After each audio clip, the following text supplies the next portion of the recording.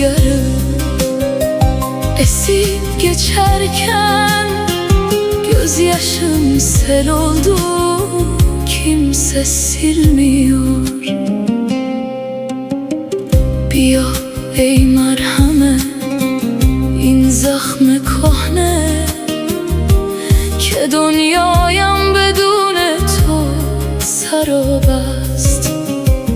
تمام خاطرات خوب و شیرین